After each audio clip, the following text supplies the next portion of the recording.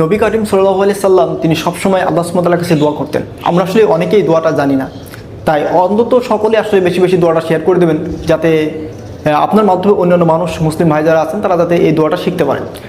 এই হাদিসটি উল্লেখ করা হয়েছে সহিহ বুখারীতে হাদিস নম্বর 2721 নম্বর হাদিসে। এছাড়াও উল্লেখ করা আছে তিরমিজিতে হাদিস নম্বর 3489 নম্বর হাদিসে, যে নবী করিম সাল্লাল্লাহু আলাইহি সাল্লাম আল্লাহ সুবহানাহু ওয়া তাআলার কাছে দোয়া করতেন, হে আল্লাহ, আমি আপনার কাছে দোয়া প্রার্থনা করছি, আপনি আমার সৎপথ, সংযমশীলতা এবং চারিত্রিক পবিত্রতা এবং অভাবমুক্ত করুন। তিনি সবসময় এই চারটে জিনিস আল্লাহ সুবহানাহু ওয়া তাআলার কাছে বেশি বেশি প্রার্থনা করতেন। তাই আমাদের প্রত্যেকেরই উচিত আল্লাহ সুবহানাহু ওয়া তাআলার কাছে বেশি বেশি এই চারটে জিনিস প্রার্থনা করা।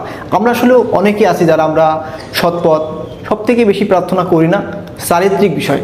অনেকে আমরা চিন্তাই করি না আমাদের চারিত্রিক বিষয় আসলে কোনো সমস্যা আছে কিনা, কোনো ত্রুটি আছে কিনা। তাই বেশি বেশি আমাদের প্রত্যেকেরই উচিত আল্লাহ সুবহানাহু ওয়া তাআলার কাছে বেশি বেশি পবিত্র চারিত্রিক বিষয়ে প্রার্থনা করা।